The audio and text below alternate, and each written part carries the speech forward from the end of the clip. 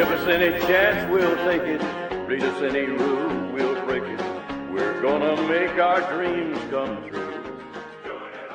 Hello, I'm Lisa Fernandes, co-host of Night After Night, a Laverne Shirley podcast. Laverne Shirley is almost 45 years old as of this taping, an impressive age, and in tribute to that milestone, Chris and I will be using these videos to commemorate our favorite episodes of the series as a sort of tribute. Here are my top 3 episodes from season 1 in a very particular order. But first, some runners-up. I puffed a man back to life! A little too disjointed to make my list, How Do You Say Are You Dead in German contains 2 of my favorite single appearance characters in the form of the chatty Hildy and the earnest German immigrant Eric. He's not sick, just hungry. Food, grub, he needs eats. Food. Oh. Woo! I gotta go, girl. Your father gonna break my kneecaps off and I'll get that. Thanks. I'll be busy. Sugar pie. Bye. Seriously, Gary, these 2 should have been a recurring item on the show. Its main story, which compares the worth of giving a person charity to bootstrapping, hasn't aged very well. But the characters' conflicts and an early example of everyone teaming together for a good cause makes spending a half hour with it worthwhile. I'm Laverne DeFazio of the Milwaukee DeFazios, formerly of the Brooklyn DeFazios. Ah, Society Party. What a way to open up a show. The physical humor is already there, the chemistry between Marshall and William is complete and full-hearted, and their supporting team, highlighted by an embryonic but also ready for stardom McKean and Lander, are on the canvas. The final scene in which the girls confront the way their, Shirley's dreams have clashed with the unfairness and inequity that have driven them to leave a society party in their slips, but with their heads held high after being caught unwittingly wearing stolen dresses. It was one of the best in the show's history. It tells you all you need to know about how the next, 7 years will go.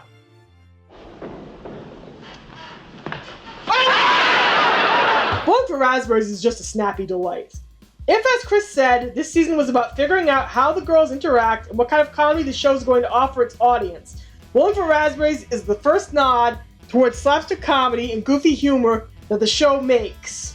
This is eventually what will comprise its tone and the general feeling of the series for its run. But don't worry, folks. That girl's hands never touch the beer. Put the bottle down. Overall, you can never go wrong with a Snobs vs. Slobs plotline, and Laverne's revenge on Karen is gloriously cathartic. It also has the best hello entrance of the whole season. Whip up a quick buffet and invite 10 or 12 of your friends over. You see, I'm only going to be here a day, and I'd love to meet your little friends. Mama. What, dear? Mama, it's 5:30, and I don't think. Well, darling, then only invite 8 friends over. Yes. Oh, except that Squiggly and Wiggly. I've seen enough of them. The best character portrait the show offers up in season 1, and an artful portrayal of the expectations parents levy upon the heads of their daughters, Mother Knows Worse is an exegy of everything women entering the workforce en masses in the 1970s felt towards their traditional mothers and yet couldn't express aloud.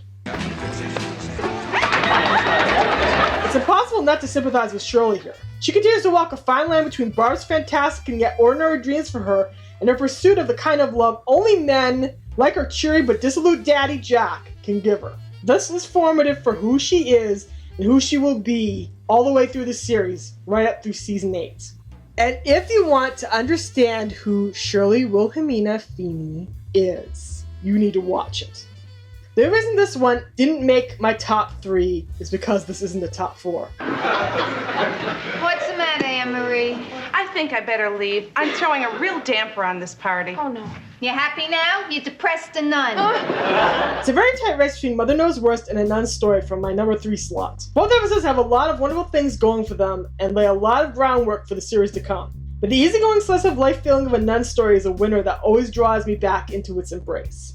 Why? It might be the cheerful way Anne-Marie embraces her former school friend's reaction to her becoming a nun. Anne-Marie is another wonderful one-shot character who deserved more than the appearance that she gets in this episode. Watching everyone react to her is entirely priceless. All of these people who knew Anne-Marie as the kind of girl who made out with football teams and brought cigarettes to sleepovers as the wild Nutsy, spiritual sister to Laverne's Gutsy and Shirley's Klutzy, have no idea how to treat her. One, in fact, tries to confess to her. Then I cheated on a hygiene quiz in 9th grade. That may not count because I flunked it anyway. But Anne-Marie's choice is a reflection of the times in which she lived. In the late 1950s, around 1 in 3 women participated in the labor force. They didn't have a lot of career avenues open to them. You could be on the receiving end of a calling, become a nun, and stay married to God, or you could hold a number of positions as a teacher, on an assembly line like the girls, as a store clerk, or a waitress, or a secretary, or a nurse, but it was expected that you'd leave your job and take care of the house once you found the right person. Limboing between enjoying their singleness and struggling under non-stop pressure to marry and have children, the girls see Anne-Marie's joining the order as something that's both shocking and admirable. That's the reason Shirley laments that Anne-Marie went to Chicago and became a nun while she stayed in Milwaukee and became a bimbo. Yet the ultimate message doesn't denigrate the girls for finding joy in their secular lives any more than it condemns Anne-Marie for finding her faith. Hi, Anne-Marie. Want to dance? The show will not always be this reverent when it comes to addressing religion. Trust me. Season 8. Nuns are people too is an interesting moral, but the attendant moral that it's okay not to be a nun is just as important. Those coppers won't be satisfied until they see your guts splattered all over the pavement. You may as well give yourselves up. I don't have to. I got hostages. Right. Its madcap is genuinely suspenseful, and it takes time to search the souls of our two main characters. It's Dog Day Blind Dates, coming in at number 2 on my list. This episode has a little bit of everything for its audience to enjoy. A hostage situation, solved by Laverne's ingenuity and bravery. A terrible date that the girls consider a roaring success until Buck blows up Frank's bathroom. Boy, he had to go bad. There's a heartfelt discussion between Laverne and Shirley as they contemplate their deaths and lament the roles they haven't yet taken. In Laverne's case, not having had a facial yet, and in Shirley's case, not yet having children. And some wonderful bits of physical comedy, including a hilarious shuffle dance in which our 4 main principals try to make it into the alleyways and escape their captors. All of this is anchored by a great performance from future Fernwood Tonight co-star and guest film series mainstay Fred Willard, in a completely straight-faced role as the kind of robber who meets a man in a dirty bookshop and decides he'll be a reliable helper in a crime spree. Chris has a superb analysis on this episode, and I'll avoid stepping on his toes, but I'll close with these words. Laverne Shirley is always at its best when the gang is fighting against a common evil together. Whether that means fighting a snobby bowling captain, a bossy talent show coordinator, or a couple of clumsy robbers. So it is with Dog Day Blind Dates. Well, Lenny, don't you have something to say to Squiggy? Yeah, will you marry me? What am I laughing at? There is a wonderful quote from Michael McKean on his IMDb page that reads, Lloyd Richards, who was my teacher at NYU, had this theory that every scene you do is about love on some level. At the time, when I was 18, I thought, well, this guy's full of crap. But you can really almost play anything that way. You can love money, you can love a woman, you can love America. There are all those things that if you take love as the center, you can be a loveless person, but it will make sense. To apply this formula to Laverne Shirley as a show is easy. It's a love story between our 2 main characters who will put each other over any man or any situation under the sun. But for Laverne Shirley is that base a love story, what can be said about its other primary relationship, the one between the girls' funhouse mirror of reflections, last-ditch dates, and eventual close friends Leonard Walter Kosnowski and Andrew Helmut Squigman. Here's one, it sounds good. 2 Baderm, 1.5 bar, wah-to-wah Kirps, Whitburr, Derps, and Furple. What's wrong with your mouth? As it turns out, Lenny and Squiggy are siblings with different mothers, partners in crime, errant child and mother hen, and squabbling roommates. It's that last development that allies the first McKean-Lander credited collaboration, which begins the process of integrating the boys into the show's canvas proper. They've been coming through the door for half a season for a scene or two, but with this episode, dam breaks. They're through the door for good, and this time they never leave. So they lay hands in their very filthy bachelor's quarters on the 4th floor of 780 Knapp Street.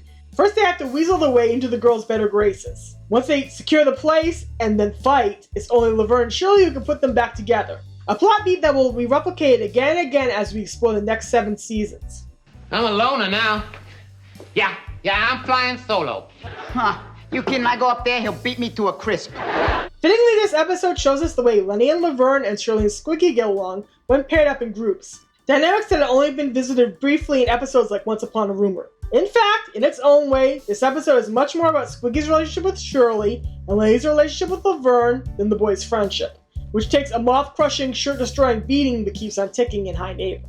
Squiggy and Shirley together are all fire and banter, and he manages to raise her ire in a way that few men will, but she fearlessly bosses him around and he absorbs it with frustrated, barely muffled anger. All right, let's go to the laundry room and try it again, shall we? Sure. Only this time will you get it right? Woman! No wonder he thinks she wants to marry him and have his babies. Conversely, in this initial encounter, Lenny is something of a gross nuisance to Laverne. Someone to be manipulated into taking back his clarinet playing, ring around the mirror leaving roommates. That first kiss is sweet, but not too promising. Poor girl looks ready to toss her cookies. Yet somehow, in some way, he manages to crawl into her sympathetic heart, encouraging Laverne to sew one of her signature cursive L monograms onto the back of his jacket, transforming one wolf into Lone Wolf. In 2 more seasons, he will become her sounding board, the guy she turns to for help when she can't confide in Shirley, and he will become one of her best friends. Consider that in the light of her saying Squiggy is his only friend.